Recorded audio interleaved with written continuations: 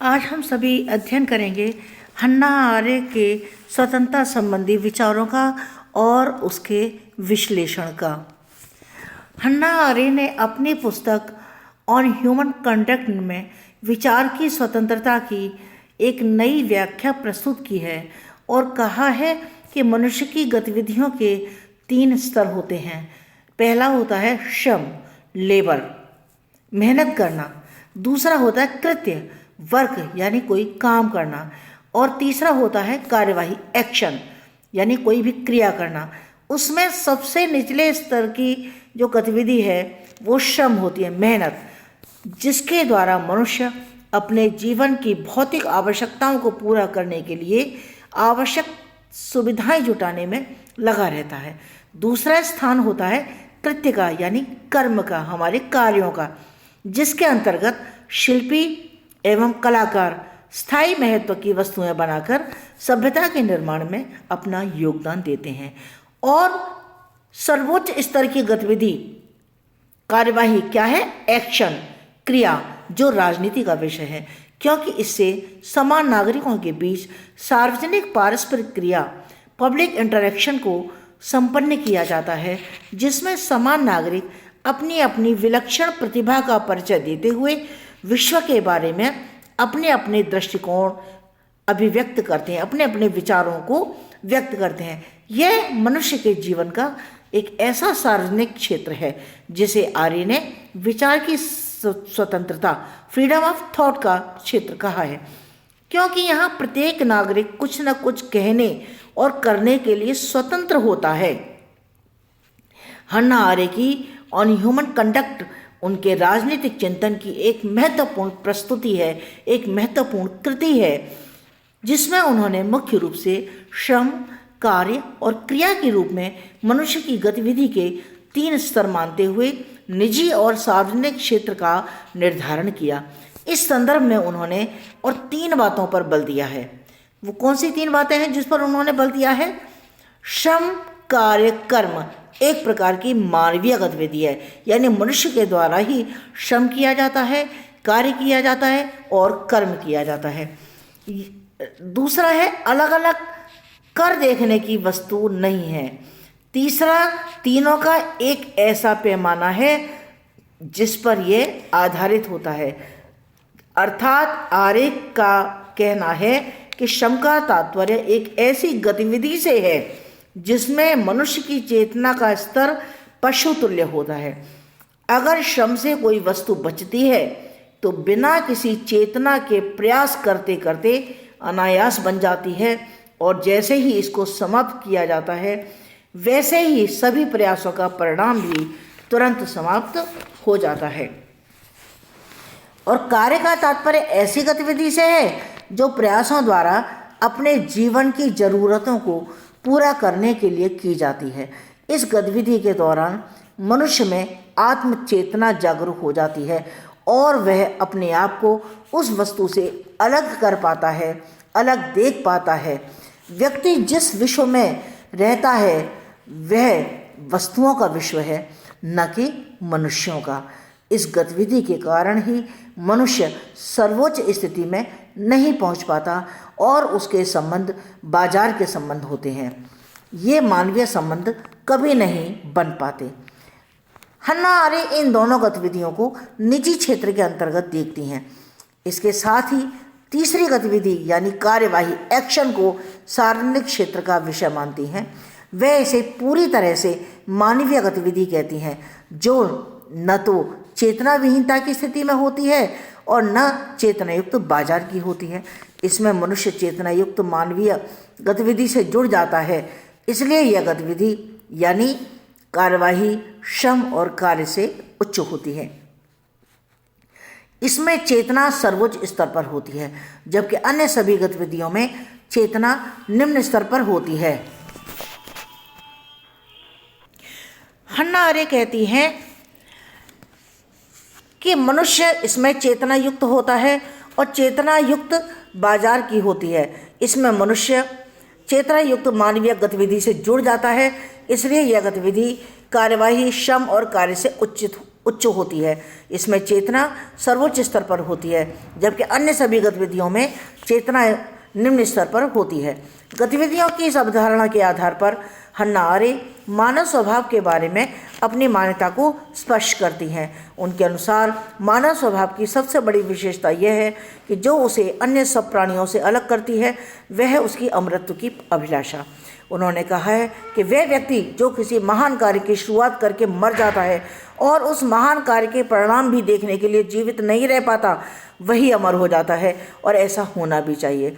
हन्ना aren't की स्पष्ट मान्यता है कि मनुष्य के अमरत्व की अभिलाषा केवल कर्म अथवा कार्यवाही की गतिविधि द्वारा ही पूरी हो सकती है।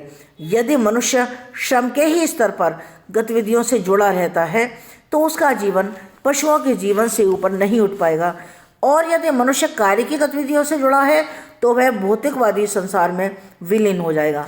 तो हन्ना आरेंट ने आधुनिक समाज में व्यक्ति की स्वतंत्रता पर संकट की ओर ध्यान आकर्षित करते हुए कहा है कि व्यक्ति के निजी हितों की रक्षा के लिए इतने शक्तिशाली राष्ट्रव्यापी संगठन बना दिए गए हैं कि सार्वजनिक समस्याओं की ओर से सभी का ध्यान हट गया है। आर्थिक वैज्ञानिक प्रगति के कारण चिंता मनन से जुड़े हुए दर्शन इंट्रोस्पेक्टिव फिलॉसफी को भारी क्षति हुई है। मनुष्यों की कार्रवाई की क्षमता कुंठित हो गई है। वे केवल श्रम और कृत्य के स्तर पर ही जीवित हैं। अस्तित्व की रक्षा के लिए वे इतने व्यस्त हैं कि एक स्थायी मानव जगत, स्टेबल ह्यूमन वर्ल्ड के निर्माण के लक्ष्य को ही भूल गए हैं। इस स्थिति ने एक ऐसे उपभोक्तावादी समाज, कंज्यूमर सोसाइटी को जन्म दिया है जिसमें संस्कृति को केवल मनोरंजन उद्योग का सेवक बना दिया है। विचार की स्वतंत्रता लुप्त हो चुकी है, जिसे पुनः नया जीवन देने के लिए सार्वजनिक तथा निजी क्षेत्रों को एक दूसरे से अलग करना होगा। आर्य कहती हैं कि इस दुरावस्था का समाधान करने में रोमन युग हमारा मार्गदर्शन कर सकता है, जिसमें सत्ता, अथॉरिटी, धर्म, रिलीजन और परंपरा, ट्रेडिशन को मिलाकर एक सामाजिक राजनीतिक मिश्रण तैयार किया गया था, और यह त्रयी जीवन को निरंतर अर्थ प्रदान करती थी। और इसके प्रति निष्ठा ने पश्चिम समाज में मनुष्यों के अस्तित्व को अर्थ प्रदान किया है तथा हर संकट में उसकी रक्षा की है। उसका सर्वोत्कृष्ट उदाहरण यूनानी नगर राज्यों में दिखाई देता है, जहाँ कर्म, चिंतन, कार्य और अवकाश सभी में हमें एक आदर्श सामंजस्य देखने को मिलता है। हन्ना आरेंट के अनुसार इस त्रयी टायो को तोड़ने का कार्य आधुनिक काल में लूथर, गुलिक तथा हॉब्स जैसे लौकिक मानववादियों ने किया। आध्यात्म का स्थान इतिहास ने ले लिया। हीगल ने परंपरागत मूल्यों को उलटते हुए पलटते हुए चिंतन का स्थान क्रिया, एक्शन को दे दिया। मार्क्स ने पहली बार इस बात पर बल दिया कि मनुष्य को चिंतन छोड़ करके कर्म करना चाहिए, और उसने कर्म को दर्शन से तथा श्रम को चिंतन से स्थानापन्न कर दिया और कहा कि दार्शनिक सत्य को ढूंढने के लिए गुफाओं में जाने की कोई आवश्यकता नहीं है, वरन वह ज्ञात है और उसका अस्तित्व सामान्य जगत में सर्वत्र है।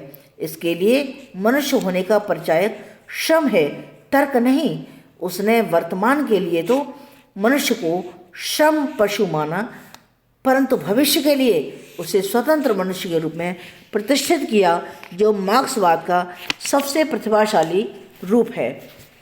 हन्ना आरेंट ने मार्क्स द्वारा की गई वर्गहीन, राजविहीन समाज की कल्पना को पूरी तरह से अस्वीकार कर दिया और कहा कि हमारा संबंध केवल वर्तमान से है, न तो हमारे पास अतीत का कुछ शेष बचा है, ना ही हम पर भविष्य में कुछ करने के लिए है, न ही हम किसी के द्वारा निर्देशित हो रहे हैं। अनंत भूत तथा अनंत भविष्य के मध्य हम शून्य में खड़े हैं, जहाँ हमारे पास अपने वर्तमान को बचाने के अतिरिक्त कुछ भी शेष नहीं है।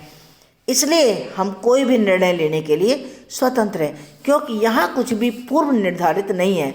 सब कुछ कानून, संविधान और नैतिकता का निर्धारण नए सिरे से किया जाना है। इसलिए यह इतिहास का अंत नहीं जैसा कि मार्क्स ने माना, बल्कि यह इतिहास का एक नए सिरे से शुभारंभ है। तो इस प्रकार हन्ना आरेख के द्वारा स्वतंत्रता का विश्लेषण करने का उद्देश्य हम सभी को यह बताना था कि हमारी स्वतंत्रता तब तक अर्थहीन है जब तक हम उसे अपने अस्तित्व का अभिन्न अंग नहीं बनाते।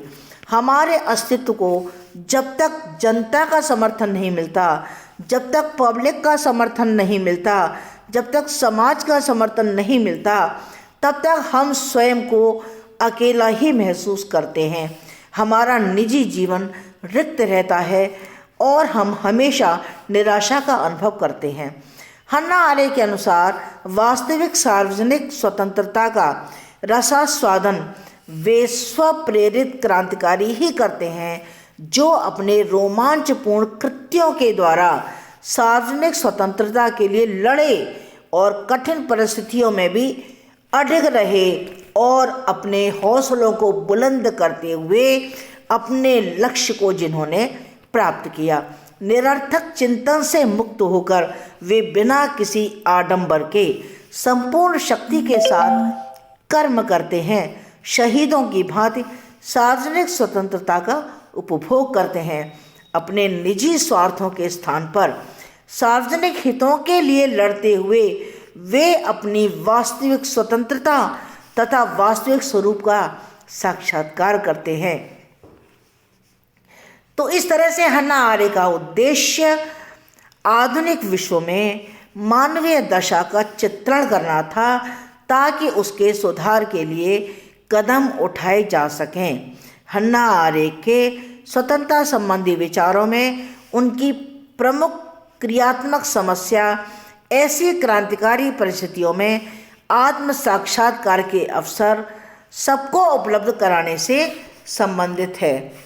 तो इस प्रकार हमें पता लगता है कि हन्ना आरेख स्वतंत्रता संबंधी विचारों में अपने विचारों को किस तरह से हम सब तक पहुंचाते हैं, किस तरह से मनुष्य को स्वतंत्रता पूर्वक अपनी बातों को कहने के लिए प्रेरित करते हैं।